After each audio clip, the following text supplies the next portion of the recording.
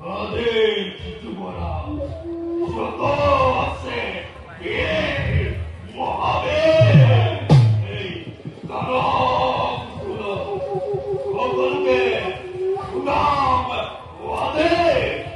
সমতল নারায়ণের মহা শক্তিমান এই আমি করব করে দানব এই প্রধান